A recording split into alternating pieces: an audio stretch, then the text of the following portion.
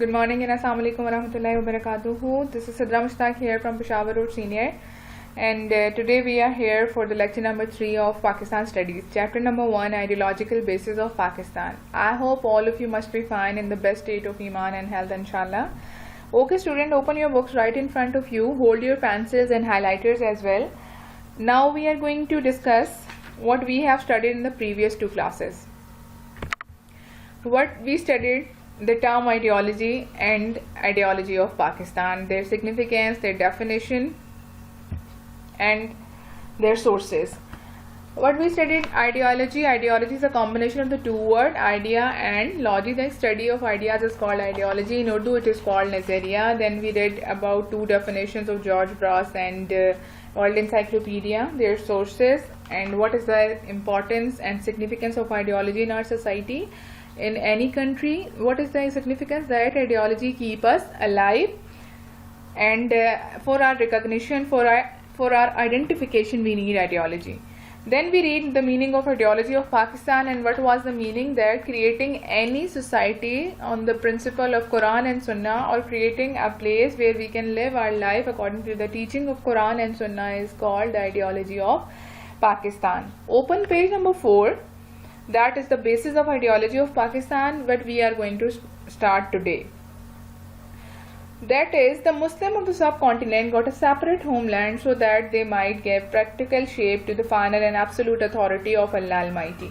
The people might implement the absolute power of Allah Almighty, and such a system might be practiced as was based upon the principle of Quran and Sunnah and the teaching of Holy Prophet Sallallahu Alaihi Wasallam. What we got to know in this paragraph, that creating a society or having a place where we can live our life according to the teaching of Quran and Sunnah, where the absolute authority and supremacy belongs to Allah Almighty. Islam is not merely a set of the rituals and worship, it is a complete code of life. It has the ability to fulfill the demand of human life. Underline this whole statement please. It can fulfill the economical mean financial related to money, moral and political purpose of the society. Islamic system is in perfect harmony with the modern demand and is completely practicable for every age. But we got to know from this paragraph that creating a society that is based on Quran and Sunnah, like we continued that Islam is a complete code of life. It gives us teachings in the every aspect of life, about every angle of life. Islamic system is in perfect harmony. What does it mean? That Allah Almighty has given the teaching for every circle of our life. We need to consult Quran and Islam for their problems and solutions. The ideology of Pakistan is based on the Islamic ideology. Islamic values such as the belief of worships, justice, promotion of democracy, fraternity and the duties of the citizens are the basis of the ideology of Pakistan. These are the values which are necessary in the formation of any Islamic society. Now we are going to discuss them one by one. See, the basis of ideology of Pakistan. We are having 5 main values over here. The first one is beliefs and prayer. Second is justice and equality. Then promotion of democracy, brotherhood and fraternity, rights and duties of citizens. Here we have just discussed the name. We are going to discuss their detail side by side. The first one is the belief and prayer. What is the definition of ideology of Pakistan? Again we have to repeat that creating a society or creating a place that is based on the principle of Quran and Sunnah, where the rights of all the Muslims are protected, where everybody is given freedom of expression, of justice, of everything, of any opportunity, etc. We can call it the ideology of Pakistan. Belief and prayer, the first one. Look at your books. The Muslim of the subcontinent put up the demand for Pakistan because they wanted to lead their lives in according with their belief. Again the same thing is repeated, that creating a society where we can live our life according to the teaching of Quran. We have to have a separate homeland so that we can live our life according to that. They also wanted to worship Almighty Allah without any obstruction. Obstruction means any hurdle. Belief of Islam, underline or highlight from here, belief of Islam include belief in the oneness of God, Tawheed, the finality of the prophethood of Hazrat Muhammad Sallallahu Alaihi Wasallam, life hereafter, angels and the books revealed by Almighty Allah. This set of the above mentioned belief is called Iman. Now here is a complete definition of Iman. We can see that the oneness of God, Tawheed, the finality of Prophet, and life hereafter, like doomsday, angels and the books revealed by Almighty Allah. Having a belief in all these, this is called Iman. Now write a question over here. What is Iman? In the first paragraph, belief of Islam till Iman. This is the answer of this question. What is Iman? We normally have it in our objective. Now see the oneness of God, Tawheed. To believe in the oneness of Allah and the finality of the Prophet of Hazrat Muhammad ﷺ is the first pillar of Islam. Oneness of God, Tawheed, means that Allah is the creator and the master of the entire universe. No one is partner and nothing is beyond his knowledge. Is there anything difficult to explain? There is nothing to explain. But we know, being a Muslim, we have to believe in the oneness of Allah Almighty, and we all know that Allah is the only master and the creator of the whole universe. This belief is called Tawheed. Now open page number 17 of your exercise. You see there is a question, what is meant by Tawheed? Page number 17, the question is what is meant by Tawheed? The answer is that to believe in the oneness of Allah Almighty till beyond his knowledge. Inna Allah ala kulli shayin qadir. It means Allah had power over all things. Nothing is beyond his power. Man is the deputy of Allah Almighty. Deputy mean the representative. Therefore, it is obligatory for the Muslim to obey the commands of Almighty Allah. Obligatory mean mandatory for every Muslim to obey the commands of Almighty Allah. We all know that. It is evident from the belief of the absolute authority of Allah. The man, being his deputy, has authority to the extent of the power given by him, Allah, but the real power lies with Allah Almighty. Now what does it mean? That we all are, being a Muslim, having believed that Allah Almighty is the owner and the creator. We all believe in the oneness of Almighty, and we all know that man is the representative of Allah Almighty. He has given the power to exercise, for which man is going to be liable. Now see the faith in prophethood on page number 5. Faith in prophethood means to believe that Allah sent messengers for the guidance of the mankind. We all know that the messengers and prophets are sent to the human for their guidance. It is compulsory for the Muslim to have a staunch belief. What is the meaning of staunch? Staunch means strong belief in the prophethood without having any kind of doubt. This belief demands that the Holy Quran and the noble life of the Holy Prophet ﷺ must be acknowledged as a source of guidance. Acknowledge means acceptance. Now open page number 18. Side by side we have to mark short question answer as well. Question number 1, that is what is meant by Tawheed. The answer is on page number 5. I have already marked to believe in the oneness till knowledge. Then on page number 18 we have the question, write the translation of Inna Allah ala kulli shayin qadir.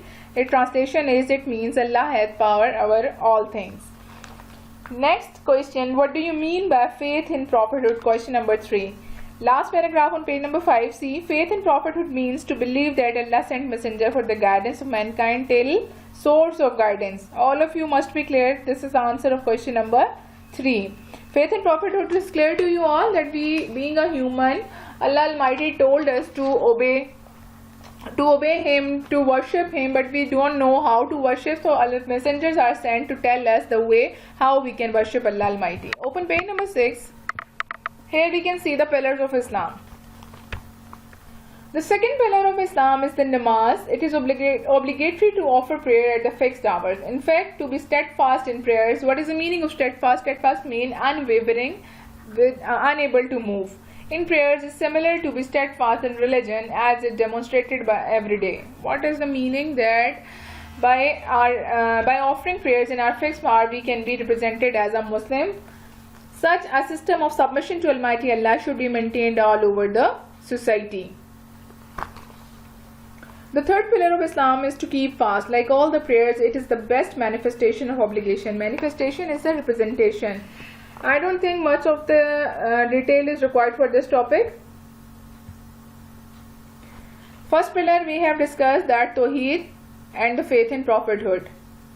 Alright. See the next one, that is namaz. Third one is to keeping fast. The fourth pillar of Islam is zakat. It is a monetary prayer. What is the meaning of monetary? Monetary means financial. It is the means of strengthening the economic system of Islam. With the system of zakat, wealth is in circulate instead of accumulating in few hands. Accumulating means addition.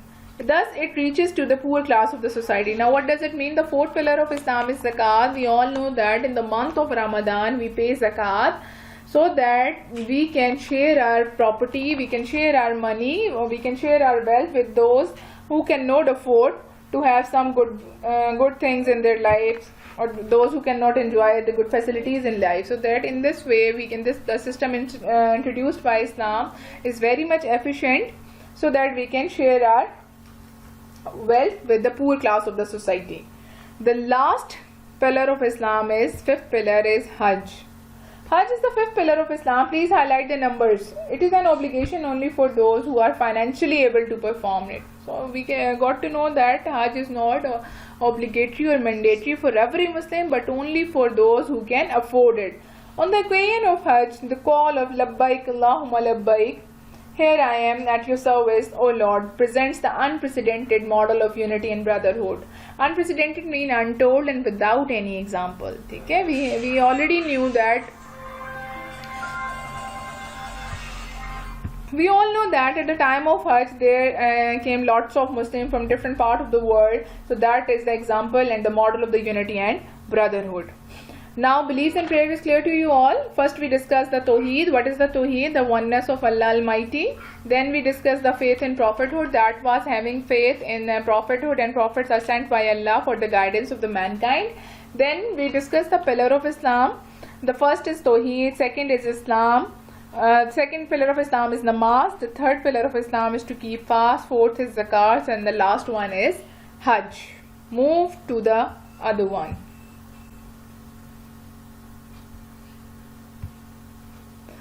Justice and equality, page number 6. While establishing a just society, the Muslim put an emphasis on justice. It is determined in Islamic belief that all the human beings are to be given equal status without any discrimination. Discrimination is difference of caste. Caste, everybody is having caste like Chaudhary, Arai, Sheikh, etc. Color, white and black. Creed, having we can say it Farqa in Urdu, okay, like Shia, Sunni, Ahl Hadith, etc. Language and culture. The establishment of equal law and the same judiciary system for all the living in the state is intended. Please underline this line. What is the meaning of judiciary system? Like system of courts or is called judiciary system. But we got to know justice and equality is basically that everybody is supposed to have equal law. Okay, same code for everyone. This is called justice and equality. There should not be the discrimination on the basis of caste, color, creed, language and culture. In an Islamic society, all the Muslim, all the humans are same. Independent judiciary and the supremacy of law are the basic condition for the establishment of equality and justice. Islamic system has laid stress on the elevation of justice. Elevation means upraising. See now independent judiciary and supremacy of law, how they are important. When we are having courts independent, courts are not under the pressure of any person, any party, etc. Then they are going to give a just decision. And supremacy of law is there, then we know that all the people are following the law. It means there is not any indiscipline or any evil act in the society. So in this way, both these are very much important for maintaining peace in an Islamic society. In his sermon, whose sermon is that? Is Hazrat Muhammad Sallallahu Alaihi Wasallam. In his sermon on his final pilgrimage is Hajj, Khutbah Hujjatul Wada, Hazrat Muhammad Sallallahu Alaihi Wasallam explained this fact in the following words. What he said, just highlight it or underline it. O people, all of you have one God, and all mankind is the offspring of Adam. Offspring means children. An Arab has no superiority over a non-Arab, and nor a non-Arab has any superiority on any Arab. Also, a white has no superiority over black, nor a black has any superiority over white. But we all got to know that all mankind is equal. There is no difference or a discrimination on the basis of color, on the basis of having an Arab nationality or having a non-Arab. Move to the page number 7. That is the promotion of democracy. Consultation and deliberation are the basis of Islamic state and society. Please highlight it. Consultation is discussion and deliberation is thinking. Both these are very much important because in an Islamic society we need to discuss, we need to think about any decision that we are going to implement in any society. Democracy is promoted in an Islamic state and the right of the people are protected. Please underline what is democracy. Democracy is a kind of a government that is for the people, by the people. Like we all have elected Imran Khan by giving votes to him. So in this way we can say we can have a democratic state in Pakistan. But we are going to have in any democratic state. What happened in democracy, right of the citizens are protected.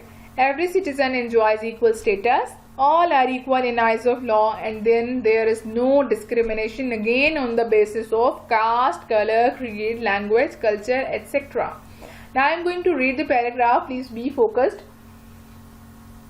Every citizen enjoys equal status. People lead their lives observing and respecting the law of the land. Laws provide security to the people. Please underline it. It is the most important blank. All are equal in the eyes of law. No discrimination is allowed on the basis of caste, color, creed or language. The system of the government is run for the welfare of the all people of the state. What we all got to know, why democracy is there to work for the welfare of the people. While addressing it at Bay on 14th of February 1948, Quaid-e-Azam described the purpose of the achievement of Pakistan in the following words. Now, what Quaid-e-Azam said about democracy or establishing democracy in Pakistan? Let us lay the foundation of our democracy on the basis of the truly Islamic principles. Basically, a democracy or a democratic state is a system that is introduced by Islam. That is why Quaid-e-Azam is saying over here that we need to establish a society which is based on the true Islamic principle of Islam, then that principle is democracy. Our Almighty has taught us that our decision in the affairs of the state shall be guided by discussions and consultations. I have already told before starting promotion of democracy that consultation and deliberation are the most important part of any Islamic society. We need to discuss, we need to think before making any law or before implementing it any society. Clear? Now move toward fraternity and brotherhood. You can see this picture. What there is that there are no difference between on the caste, color and creed. Citizens are having representation, participation, freedom, equal rights, voice, choice. It means people are independent to live their life according to their religion and according to their will in any Islamic state. Fraternity and brotherhood. By seeing this picture, what comes in your mind? Again, that there is no discrimination on the basis of caste, color and creed. Fraternity and brotherhood. In Urdu, we call akhuwat and brotherhood is bhaichara. Fraternity means akhuwat. Fraternity and brotherhood has a special significance in any Islamic society. Significance, importance. When Islamic government was formed in Medina, the example of fraternity and brotherhood set there, that was the worth seeing. Worth seeing means having no example. Today, the Islamic society needs the same fraternity and brotherhood. What they are telling us that fraternity and brotherhood is also one of the most important Islamic value of any Islamic society. We need to develop brotherly relation with each other. Before the advent of Islam, people were not aware of this principle. When they were not aware of this principle, then what happened in that society? They were the enemies of each other. But as the Islamic state of Medina was established, the Holy Prophet advised his followers to treat the orphan, widows and the poor kindly. What has Muhammad ﷺ taught in that society? That we need to treat the orphan, the one who is not having parents, widows whose husband is died, and the poor kindly. He gave people a code of the life so that they might live peacefully and that atmosphere of the brotherhood might flourish in the society. He constituted a system of zakat and charity. All you are having an idea that zakat is the pillar of Islam, and we gave zakat in the month of Ramadan to give it to the poor class of our society. He constituted a system of zakat and charity. He declared usury unlawful because there is no room for the exploitation in Islam. What is usury? Usury is basically an interest, or you can say a gambling. That is why it is unlawful in Islam. Fraternity teaches us to develop brotherly relations with one another, so that neither the right of anyone are usurped nor the weak is oppressed by anyone. What does it mean? That usurped mean kabza karna or confiscate. What does it mean? That Islam does not allow that one Muslim cannot usurp or oppress any other Muslim. We cannot just make any other class difficult or put them in the difficulty. The Holy Prophet ﷺ that each Muslim is a brother to every other Muslim. He should not commit breach of trust. Commit means he should not break the trust of any other Muslim. He taught to refrain. Refrain means to protect us from maliciousness, malignance and enviousness. These basically three terms are for the description of jealousy or hatred from each other, that every Muslim is not bound to have such feelings for each other. Therefore, the Muslims should live united and they should help each other. Now, moving before the last, the rights and duties, we have to discuss little bit of exercise. See page number 18. Question number 7. What is the saying of Holy Prophet about brotherhood? Sallallahu Alaihi Wasallam. The last paragraph of page number 7. The Holy Prophet Sallallahu Alaihi Wasallam said that each Muslim is a brother to every other Muslim. He should not commit breach of trust. He taught to refrain from maliciousness, malignance and enviousness. Therefore, the Muslims should live united and they should help each other. Clear? Okay. Now the last one, the page number 8. Rights and duties of citizens. When Pakistan appeared on the map of the world, the significance of the rights of the citizens were acknowledged. At the same time, much emphasis was laid on the duties of the citizens. All we know that rights and duties are correlated. How they are correlative, or they are connected with each other, they go hand in hand. That the one who is having right, that is the duty of another person. Okay? Then we can say the duties of that person is the right of the first one. The right of one person becomes the duty of other to fulfill. Rights and duties are correlative. When a person does his duties, he deserves to enjoy rights. Duties cover both individual as well as collective aspect of man. Mutual balance between rights and duties is the key to make an Islamic state a successful one. What does it mean? For making a happy Islamic or a balanced Islamic state or Islamic society, we have to fulfill our duties so the other can enjoy their rights, and the other have to fulfill their duties so that we can enjoy our rights. Qaid said, since to provide security to the minorities was also included in the background demand of Pakistan. Quaid-e-Azam said very clearly that the right of the minorities will be fully protected in Islam. Islam does not allow that the life, property, dignity and religious traditions of the minorities in Pakistan go unprotected. Then other than Muslim, the minorities, those who are non-Muslim, the Christians of any other religion, those are considered as minorities in Pakistan, and Quaid-e-Azam guaranteed and assured them that they are going to enjoy full rights in Pakistan. This is the vision of any good leader. Now come to the page number 18.